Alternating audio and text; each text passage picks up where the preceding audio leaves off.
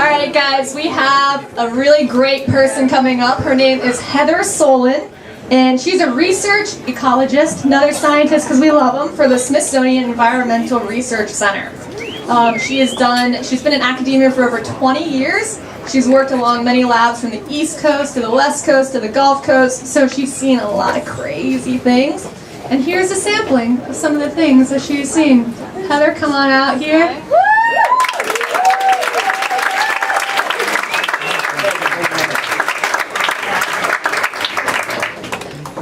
So it's nearly 20 years. I am not that old. I mean, I'm old enough, I'm not that old. So I'm going to read you some science limericks that I started out of this idea of wanting to discuss the sexy and not so sexy part of science, because there's a lot of ridiculous stuff that we have to do sometimes in order to get science done.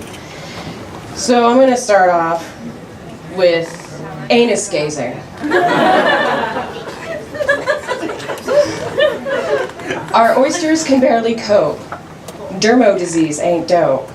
With a tight grip, the anus we rip, and look at it under the scope. So, what is dermo? What is this disease? It's actually a protozoan that infects, it's native to Chesapeake Bay. It's one of two diseases that have been affecting our oysters in Chesapeake Bay region. And it's a native disease to the Chesapeake Bay. And so in my 12-year-old boy's sense of humor, I'm like, why the anus? Why is it concentrating there?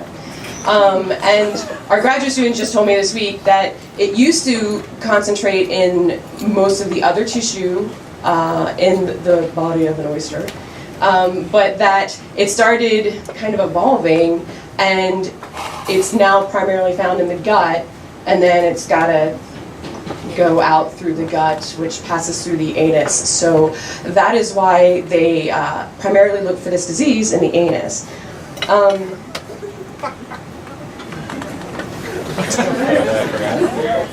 Yeah, anus gazing. They have shucked over 15,000 oysters to look at 15,000 anuses. So they are saving the Chesapeake Bay oyster one anus at a time. The second limerick I have for you. Would you like that tie hot? She asked if I'd like it tie hot. Not thinking, I said, why not? The next day came, pulling a seine. I wished for a Johnny on the spot. So what's a fish seine? A fish seine is a common piece of equipment that fishery scientists use in the nearshore region, which means between you and me of the shoreline where the water meets the shore.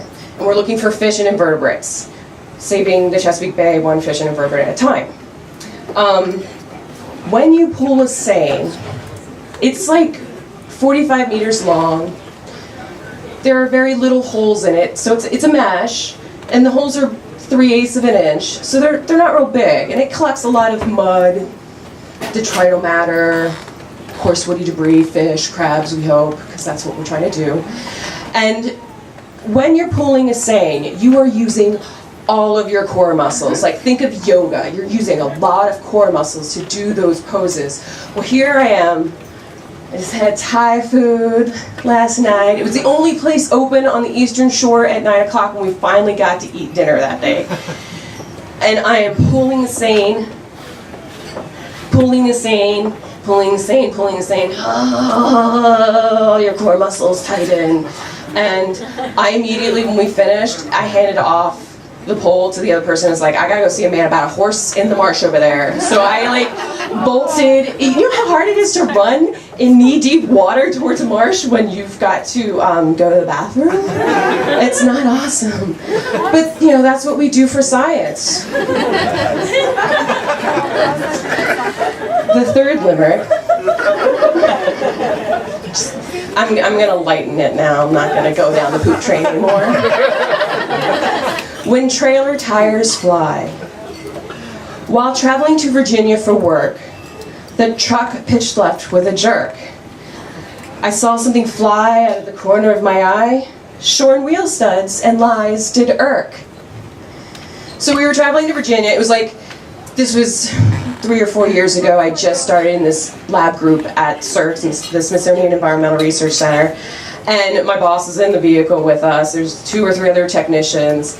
And I'm trailing the 20 some odd foot boat behind our big huge Ford F whatever 50 something. And 1-lane highway either way, rural Virginia going towards Kilmarnock, which is like the entrance to Middle Earth. What is that? It's in Virginia, but it's really rural, and there are no shoulders on the road. And I'm driving, and I feel like a little jerk. And I look in the rearview mirror and in my side mirrors, and I see something fly. And I'm like, what was that? And my technician is like, there goes the trailer tire. And I don't know how. Okay, physics people, how? She said, how does this happen? She said that it went from the driver's side, flew up and over the boat to the other side. I don't know how this happened, but apparently it happened. We tried to find the wheel, we never found it. So it's 1-lane highway either way, and there's no shoulder, and there's a break in the traffic, and there's a house with a driveway, so I just, pulled over into the driveway, and we're looking at the wheel, and I didn't realize immediately what had happened. I'm like, oh, okay, well, we lost a tire, we have a spare tire, okay, let's do this thing. We're gonna get on the road, we're gonna go do science after this. And I'm looking at it, and someone's like, those things, the lug nuts go on, they're gone. They're gone. They've shorn off. I couldn't believe it. I'm like, how does this happen?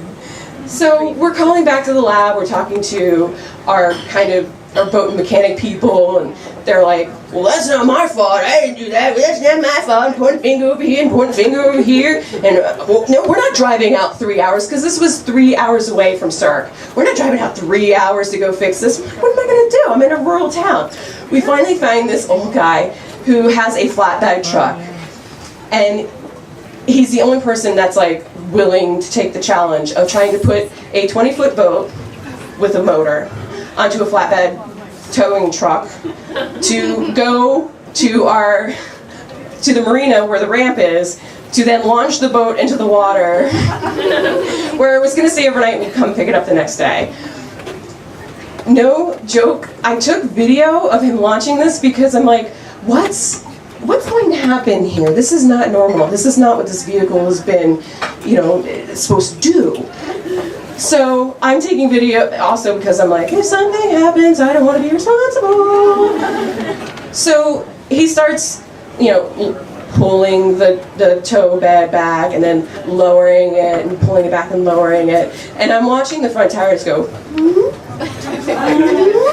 and I'm like, you can hear me on the video. I'm like, stop, your tires, please stop. But he did it. He did it. He was up to the challenge and he did it. I couldn't believe it. And yeah, science is awesome sometimes. Okay, the last one I have for you. The stench of a long holiday weekend. Oh dear God, what is that smell? A stench described in Dante's Hell. The power went out. Damn the brownout. My lunch I bade farewell. So you're probably thinking, oh, it's the refrigerator. Oh, her lunch. Oh, that's so sad. No, it wasn't my lunch in the refrigerator. This was a sample refrigerator that had 5 or 6 years worth of crab carcasses in it. That had at times defrosted and refrozen in those 5 years. We now have better backup generator equipment, but at the time we didn't, and this happened regularly. Festering, disgusting, rotting crab carcasses. The shells are going to be used for some trace metals and some mineral chemistry for some research around the bay. So they were kind of important. 5 years, 6 years worth of samples, and they're now rotting and festering. And it's a long holiday weekend. Our security didn't call anybody, didn't notify, no emails went out. That's now changed too. It oozed out of the refrigerator and onto the wet lab office floor, which is concrete. And you know what's awesome about concrete? It's a little porous. It sucked up all that disgusting oozy goodness. We cleaned it with bleach, we cleaned it with 409, we cleaned it with everything we could. We couldn't get the stink out of there for 8 months. I'm serious, we had to leave the door open, and we told security, leave this door open, because it was so wretched. And I only smelled something like that once before, and it was while I was walking with a boyfriend who was a EMT and paramedic in Boston, and he's like, oh, that's the smell of a dead body. So now I know what the smell of a dead body smells like. And dead crab bodies, all in the name of science. Thank you very much.